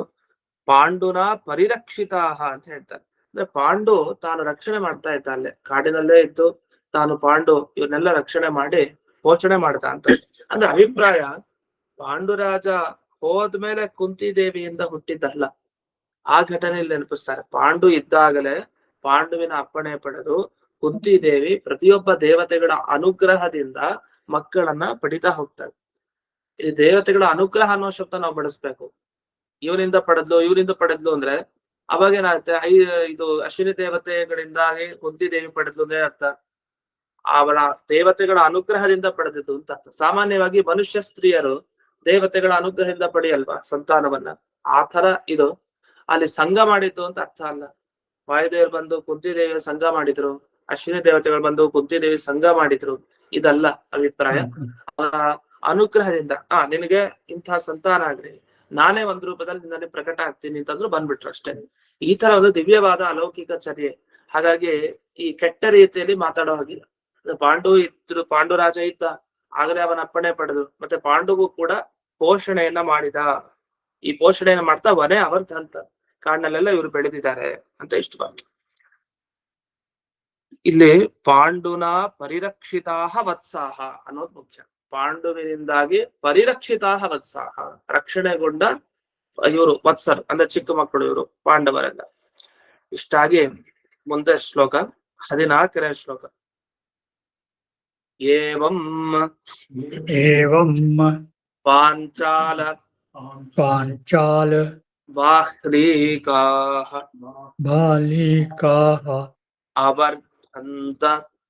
ಅವರ್ಧಂತ ಮಹಾಬಲಾಃ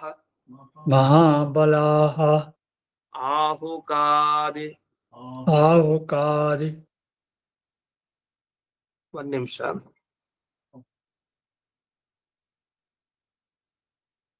ಇಲ್ಲೊಂದು ಆಹುಕಾತ ಯಾದವಾತ್ ಅಂತ, ಆಹುಕಾದಿ ಅಂತ ಪದಚ್ಛೇದ ಮಾಡ್ಬೇಡಿ.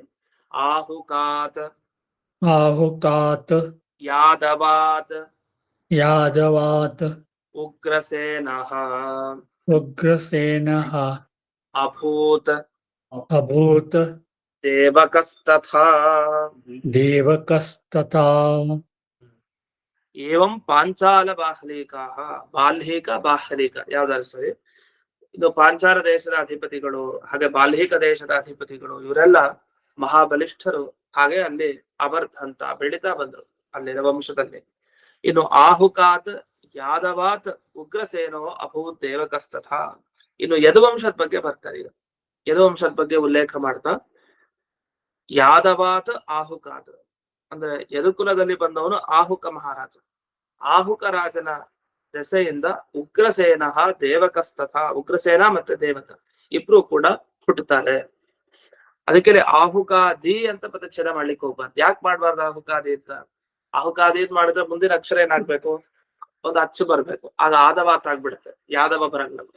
ಅದಕ್ಕೆ ಇದೇನ್ ಮಾಡಿದಾರೆ, ಆಹುಕಾತ್ ಯಾದವಾತ್ ಅಂದ್ರೆ ಆಹುಕಾತ್ ಯಾದವಾತ್, ತು ಹೋಗಿ ದ ಬಂದಿದೆ ಮತ್ತೆ ಜಸ್ತು ಸಂಧಿ. ಆಹುಕಾತ್ ಯಾದವಾತ್ ಅಂದ್ರೆ ಯದುಕುಲದಲ್ಲಿ ಬಂದ ಯಾದವನಾದ ಆಹುಕನಿಂದ ಉಗ್ರಸೇನ, ಉಗ್ರಸೇನ ಮತ್ತೆ ತಥಾ ದೇವಕ ಇಬ್ರು ಹುಟ್ಟುತ್ತಾರೆ. ಇನ್ನು ಇಲ್ಲಿ ಬಂದ ವಿಶೇಷ ವಿಷಯ ಏನಂದ್ರೆ, ಪಾಂಚಾಲ ದೇಶಸ್ಥರು ಯಾರು, ಬಾಲ್ಹಿಕ ದೇಶಸ್ಥರು ಯಾರು? ಪಾಂಚಾಲ ದೇಶದ ಅಧಿಪತಿಗಳು, ಬಾಲ್ಹಿಕ ದೇಶದ ಅಧಿಪತಿಗಳು ಅಂತ ಬಂತು. ಇದನ್ನ ವಿವರಣೆ ಮಾಡಿದ್ದು ಎಲ್ಲಿ ಅಂದ್ರೆ, ಇಲ್ಲಿ ಮೊದಲನೇ ವ್ಯಾಖ್ಯಾನದಲ್ಲಿ ಬರೆದಿದ್ದಾರೆ. ಪಾಂಚಾಲ ದೇಶದವರು ಅಂತಂದ್ರೆ ದ್ರುಪದಾದಯ, ದ್ರುಪದ ಮೊದಲಾದವರೆಲ್ಲ. ಇನ್ನು ಬಾಲ್ಹಿಕ ದೇಶದವರು ಯಾರು ಅದನ್ನ ಬರಲಿಲ್ಲ ಅವರು, ಬಾಲ್ಹಿಕ ಅಂತ ಅಷ್ಟೇ ಹೇಳ್ಬಿಟ್ರು. ಅದಕ್ಕೆ ಎರಡನೇ ಟಿಪ್ಪಣಿ ನೋಡ್ಬೇಕು. ಸೋಮದತ್ತ ಮೊದಲಾದವರೆಲ್ಲ ಬಾಲ್ಹಿಕ ದೇಶಸ್ಥ. ಮೊದಲನೇವರೆಲ್ಲ ಈ ಪಾಂಚಾಲ ದೇಶ ಅಂದ್ರೆ ದ್ರುಪದ ಮಹಾರಾಜ ನೆನಪಾಗತ್ತೆ. ಇವ್ರು ಪಾಂಚಾಲ ದೇಶಸ್ಥ ಅಂದ್ರೆ ಶಿಖಂಡ್ಯಾದಯ ಅಂತ ಶಿಖಂಡಿಯ ಹೆಸರನ್ನು ಕೂಡ ಉಲ್ಲೇಖ ಮಾಡಿದ್ದಾರೆ. ಇದನ್ನು ತಗೊಳ್ಬೇಕು. ಇನ್ನು ಇಲ್ಲಿವರೆಗೆ ಏನ್ ಮಾಡಿದ್ರು, ಪೂರ್ವಿನ ವಂಶ ಹೇಳಿದ್ರು, ಈಗ ಯದುವಂಶ ಹೇಳ್ತಾರೆ ಅಂತ ಇನ್ನೊಂದು ಲಿಂಕ್ ಕೊಟ್ರು. ಹಾಗಾದ್ರೆ ಹಿಂದೆ ಪಾಂಡವರ ವಂಶ ಬಂತಲ್ಲ, ಅದು ಪೂರ್ವಿನ ವಂಶ, ಪುರು ಅಥವಾ ಪೂರು. ಇವರ ವಂಶ ಯಾದವ ವಂಶ, ಯದುವಂಶ ಕೃಷ್ಣನ ವಂಶ. ಹಾಗಾದ್ರೆ ಏನಾಯ್ತು, ಯಯಾತಿಗೆ ಇಬ್ರು ಹೆಂಡತಿರು, ದೇವಯಾನಿ ಶರ್ಮಿಷ್ಠ. ಯದುಂಚ ತುರುವಸುಂಚೈವ ದೇವಯಾನಿ, ದೇವಯಾನಿಯ ಮಕ್ಕಳಲ್ಲಿ ಯದು, ಆ ಯದುವಿನ ವಂಶದವರು ಈ ಕೃಷ್ಣನ ವಂಶದವರು ಮುಂದಕ್ಕೆ. ಇನ್ನು ಈ ಶರ್ಮಿಷ್ಠೆಯಲ್ಲಿ ಇದ್ದ ಪುರು ಇದರಲ್ಲ, ಪುರುವಿನ ವಂಶ ಪಾಂಡವರು, ಅಲ್ಲಿ ಲಿಂಕ್ ಇದೆ. ಹಾಗ ಕೃಷ್ಣನ ವಂಶದವರೆಗೂ ಪಾಂಡವರ ವಂಶಕ್ಕೂ ಈ ತರದ ಒಂದು ಸಂಬಂಧ, ಅದನ್ನ ಒಂದು ನೆನ್ಪಿಟ್ಕೋಬೇಕು. ಇಲ್ಲಾಂದ್ರೆ ಕೊನೆವರೆಗೆ ಗೊತ್ತೇ ಆಗಲ್ಲ ಅದು, ಕೃಷ್ಣನ್ಗೂ ಪಾಂಡವ್ರಿಗೆ ಏನ್ ಸಂಬಂಧ ಅಂತಾನೆ ಗೊತ್ತಾಗಲ್ಲ. ಇನ್ನು ದೇವಕ ಅಂತ ಇನ್ನೊಂದು ಶಬ್ದವಂತ, ಅದು ಮುಖ್ಯ. ಆಹುಕನಿಂದ ಉಗ್ರಸೇನ ಮತ್ತೆ ದೇವಕ. ಉಗ್ರಸೇನ ಅಂದ್ರೆ ನಮಗ್ ಗೊತ್ತು, ಕಂಸನ ಈ ಪಿತಾ, ತಂದೆ ಅಂತ ಏನ್ ಕರಿತೀವಿ, ಉಗ್ರಸೇನ ಅವನು. ಈ ಕಡೆ ದೇವಕ, ನಾವು ಮುಂದೆ ದೇವಕಿ ಅಂತ ಶಬ್ದ ಕೇಳ್ತೀವಿ, ಅದರಿಂದ ಇದಕ್ಕೂ ಎಲ್ಲ ಸಂಬಂಧ ಇದೆ. ಅದರಿಂದ ಈ ವಂಶಾವಳಿನ ಚೆನ್ನಾಗಿ ನೆನ್ಪಿಟ್ಕೊಳ್ಬೇಕು. ಇದು ನಮ್ಗೆ ಇಲ್ಲಿ ಚೆನ್ನಾಗಿ ನೆನಪಾಗುತ್ತೆ, ಚಿಕ್ಕದಾಗಿ ಕೊಟ್ಬಿಟ್ಟಿರ್ತಾರೆ. ಇದೇ ನೀವು ಹರಿವಂಶನೋ ಮಹಾಭಾರತನೋ ತೆಗೆದು ಓದ್ಲಿಕ್ಕೆ ಶುರು ಮಾಡಿದೆ, ಯಾಕಾರ ವಂಶ ಓದ್ಬಿಟ್ಟು ಅಂತ ಅನ್ಸತ್ತೆ. ಯಾಕಂದ್ರೆ ಅಷ್ಟು ವಂಶದ ಉಲ್ಲೇಖ ಮಾಡ್ತಾರೆ ವಿಸ್ತಾರವಾಗಿ. ಅಂದ್ರೆ ಮೈನ್ ಏನು ನೆನ್ಪಿಟ್ಕೋಬೇಕು ಅದು ಗೊತ್ತೇ ಆಗಲ್ಲ ಕೊನೆವರೆಗೂ. ಅದರಿಂದ ಅದೇನ್ ಬೇಕೋ ಅದನ್ನಷ್ಟು ಸರಿಯಾಗಿ ಹೇಳಿದೆ. ಇನ್ನು ಮಹಾಬಲಾಹ ಅನ್ನೋ ಶಬ್ದ, ಅದಕ್ಕೊಂದು ವಿವರಣೆ ಇದೆ. ಮಹತ್ ಬಲಂ ಯೇಷಾಂ, ವಸ್ತುತಃ ಮಹತ್ ಬಲ ಅಂತ ಆಗ್ಬೇಕು. ಯಾಕೆ ಮಹತ್ ಶಬ್ದ ಅದು, ಅದ ವ್ಯಾಕರಣದ ವಿಶೇಷ ನಿಯಮ ಇರೋದ್ರಿಂದ ಮಹತ್ ಇದ್ದದ್ದು ಮಹಾ ಆಗತ್ತಲ್ಲಿ, ಅದನ್ನ ಮಹಾಬಲ. ಇದು ಎಲ್ಲಾ ಕಡೆನೂ ಅಷ್ಟೇ, ಮಹತ್ ರಾಜ, ಮಹಾರಾಜ, ಮಹಾಬಲ. ಅದ್ರ ಶಬ್ದ ಯಾವುದು, ಮಹತ್ ಅಂತ ಶಬ್ದ ಬದಲಾಗುತ್ತದೆ. ಯಾದವಾತ್ ಆಹುಕಾತ್. ಸರಿ, ಇಲ್ಲಿ ದೇವಕನ ಮತ್ತೆ ಈ ಉಗ್ರಸೇನನ ಜನ್ಮವನ್ನ ಹೇಳಿ, ಮುಂದೆ ದೇವಕನಿಂದ ಯಾರು ಹುಟ್ಟಿದ್ದು ಅಂತ ಮುಂದಕ್ಕೆ ಹೇಳ್ತಾರೆ. 15ನೇ ಶ್ಲೋಕ. ದೇವಕಸ್ಯ ಸುತಾ ಜಗ್ನೆ ದೇವಕೀ ದೇವಸಮ್ಮತಾ ವಸುದೇವ ಉವಾಹೈನಾಂ ಯಾದವಃ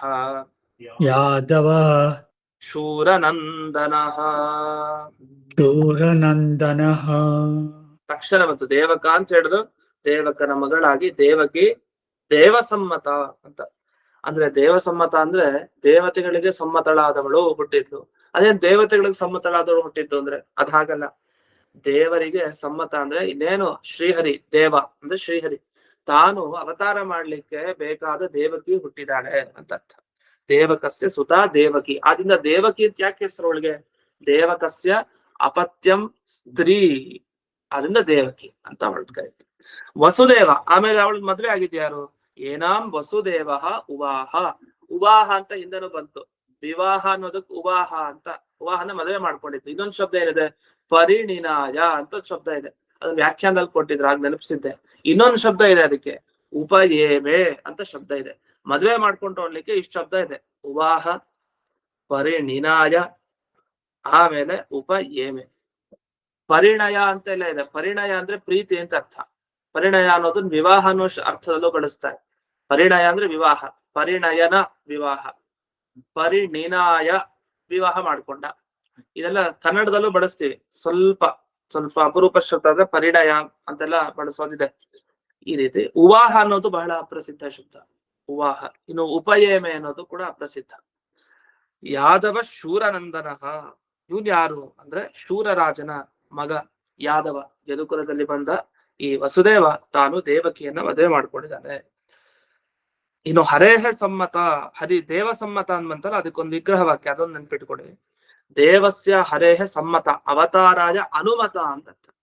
ಅಂದ್ರೆ ದೇವರು ತಾನು ಅವತಾರ ಮಾಡ್ಲಿಕ್ಕೆ ಅನುಮತಿ ಕೊಟ್ಟಿದ್ದಾರೆ. ಅಂದ್ರೆ ಇನ್ ದೇವಕಿ ನೀನ್ ಬಾ, ನಾನು ನಿನ್ನ ಅವತಾರ ಮಾಡ್ತೀನಿ ಅಂತ. ಆತರ ಅಂಥ ದೇವ ಸಮ್ಮತಿ ಯಾರಿಗಿದೆ? ದೇವಕಿಗಿದೆ ಅಂತ ಅರ್ಥ.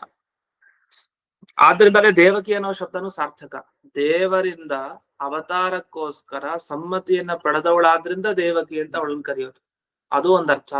ಆದ್ರೆ ಆ ಅರ್ಥದಲ್ಲಿ ನಮ್ಗೆ ಶಬ್ದ ಬಿಡಿಸ್ಕೊಳ್ಲಿಕ್ ಬರಲ್ಲ. ದೇವಕಿ ಅಂದ್ರೆ ದೇವತೆ, ದೇವ ಅಂದ್ರೆ ಶ್ರೀಹರಿ, ಶ್ರೀಹರಿ ಅವತಾರಕ್ಕೋಸ್ಕರ ಸಮ್ಮತಿಯನ್ನ ಪಡೆದವಳು ದೇವಕಿ. ಇದೇಂಗೆ ವಿಗ್ರಹ ವಾಕ್ಯ? ಅದಕ್ಕಲ್ಲಿ ವ್ಯುತ್ಪತ್ತಿ ತೋರಿಸ್ಬೇಕು. ದೇವಕಿ ಅನ್ನೋ ಶಬ್ದಕ್ಕೆ ಬೇರೆ ಅರ್ಥ ಇದೆ. ಅದನ್ನ ನಾವ್ ಎಲ್ಲಿ ನೋಡ್ಬೋದು ಅಂದ್ರೆ ಯಮಕ ಭಾರತ ಇದೆಯಲ್ಲ, ಯಮಕ ಭಾರತದಲ್ಲಿ ದೇವಕಿ ಶಬ್ದದ ಬಗ್ಗೆ ಸುಮಾರು ಅರ್ಥ ಬರೀತಾರೆ ಟಿಪ್ಪಣಿಗಳಲ್ಲಿ, ಅಲ್ಲಿ ಅರ್ಥ ಇದೆ. ಅದನ್ನ ಯಮಕ ಭಾರತ ಓದೋರ್ಗ ಅದು ಗೊತ್ತಾಗಲ್ಲ. ಅದು ಮೇಲ್ನೋಟಕ್ಕೆ ಈಗ ನಮಗ್ ಬೇಕಾಗಿದ್ದು ದೇವಕಸ್ಯ ಅಪತ್ಯಂ ಸ್ತ್ರೀ ದೇವಕಿ. ಸಮ್ಮತ ಅಂದ್ರೆ ಹರಿಭಕ್ತ ಇತ್ಯರ್ಥ. ಇನ್ನೊಂದು ಅರ್ಥ ಹೇಳ್ತಾರೆ ಛಲಾರಿ ಟಿಪ್ಪಣಿಲಿ, ದೇವಸಮ್ಮತ ಅಂದ್ರೆ ದೇವಭಕ್ತಿ ಅವಳು, ಅದಕ್ಕೆ ದೇವಕಿ. ಅಂತ ದೇವಭಕ್ತಿ ಆದವಳು ಹುಟ್ಟಿದ್ಲು ಅಂತ. ಇನ್ನು ಯಾದವ ಅಂದ್ರೆ ಯದೋಹ ಗೋತ್ರೋತ್ಪನ್ನ ಪುವಾನ್ ಯಾದವ. ಯಾದವ ಅಂದ್ರೆ ಎಲ್ರಿಗೂ ಯಾದವ ಅಂತ ಕರೀತಾರೆ. ಈ ವಂಶದಲ್ಲಿ ಬಂದವ್ರಿಗೆಲ್ಲ ಆ ವಂಶದವ್ರು ಈ ವಂಶದವ್ರು ಅಂತ. ವಾಸ್ತವಿಕವಾಗಿ ವಂಶದಲ್ಲಿ ಬಂದವನು ಎಷ್ಟನೇವನು, ಹತ್ತನೇ ತಲೆಮಾರೋ, 7ನೇ ತಲೆಮಾರೋ, ಎಷ್ಟನೇ ತಲೆಮಾರೋನು ಇರ್ತಾನೆ. ಆದ್ರೆ ಮುಖ್ಯಸ್ಥ ಒಬ್ಬ ಮೂಲ ಪುರುಷ ಇರ್ತಾನೆ, ಅವನು ವಂಶದವ್ರು ಅಂತ ಹೇಳೋತರ ಇವನ್ ಯಾದವ ಅನ್ಬಿಟ್ರು. ಯಾರನ್ನ? ಈ ನಂದನ, ಶೂರನಂದನ ವಸುದೇವನಿಗೆ ಯಾದವ ಅಂತಂದ್ರು. ಯದು ಬಂದಿದ್ ಎಲ್ಲಿ ನಮಗೆ ಗೊತ್ತೀಗ. ಯದು ಬಂದಿದ್ ದೇವಯಾನಿ, ಅಲ್ಲಿ ಬರುತ್ತೆ ನಮ್ಗೆ ದೇವಯಾನಿ ಶರ್ಮಿಷ್ಠೆ ವಿಚಾರದಲ್ಲಿ. ಆಮೇಲೆ ಎಷ್ಟ್ ಕತೆ ಹೇಳ್ತಾ ಬಂದ್ರು, ಅವರು ಇವರು ಅಂತೆಲ್ಲ ಹೇಳ್ತಾ ಬಂದ್ರು. ಈ ವಸುದೇವನ್ ಯಾದವ ಅಂತಂದ್ರೆ ಏನರ್ಥ? ಯದುವಿನ ಸಾಕ್ಷಾತ್ ಮಗ ಅಂತ ಅರ್ಥ ಅಲ್ಲ. ಯಾದವ ಅಂದ್ರೆ ಯದೋಹೋ ಗೋತ್ರೋತ್ಪನ್ನ, ಆ ಗೋತ್ರದಲ್ಲಿ ಬಂದವನು. ಗೋತ್ರೋತ್ಪನ್ನ ಪುಮಾನ್ ಯಾದವ, ಶೂರಸ್ಯ ನಂದನ ಅಂದ್ರೆ ಶೂರನ ಮಗ. ಈ ರೀತಿ ಇಲ್ಲಿವರೆಗೆ ವಿಚಾರ ಹೇಳಿ ಮುಕ್ತ ಆಯ್ತು. ಇನ್ನು ಮುಂದೆ ಪರಮಾತ್ಮನ ಪ್ರಾದುರ್ಭಾವದ ಬಗ್ಗೆ ಹೇಳ್ತಾರೆ, ಕೃಷ್ಣನ ಪ್ರಾದುರ್ಭಾವ. ಆ ಕೃಷ್ಣನ ಪ್ರಾದುರ್ಭಾವ ಹೇಳುವಂತ ಶ್ಲೋಕನೇ ಮುಂದೆ 16ನೆಯ ಶ್ಲೋಕ. ಅದನ್ನು ನಾವು ಮುಂದಿನ ಪಾಠದಲ್ಲಿ ನೋಡೋಣ ಅಂತ ಹೇಳ್ತಾ ಇಂದಿನ ಪಾಠವನ್ನು ಅಸ್ಮದ್ ಗುರುವಂತರ್ಗತ ವ್ಯಾಸತೀರ್ಥ ಗುರುವಂತರ್ಗತ ಭಾರತೀಯ ರಮಣ ಮುಖ್ಯ ಪ್ರಾಣಾಂತರ್ಗತ ಶ್ರೀಮನ್ ಮೂಲ ಗೋಪಾಲಕೃಷ್ಣನಿಗೆ ಅರ್ಪಣೆಯನ್ನು ಮಾಡ್ತೇನೆ. ಶ್ರೀ ಕೃಷ್ಣಾರ್ಪಣ. ಹರೇ ಶ್ರೀನಿವಾಸ. ಧನ್ಯವಾದಗಳು. ಧನ್ಯವಾದಗಳು.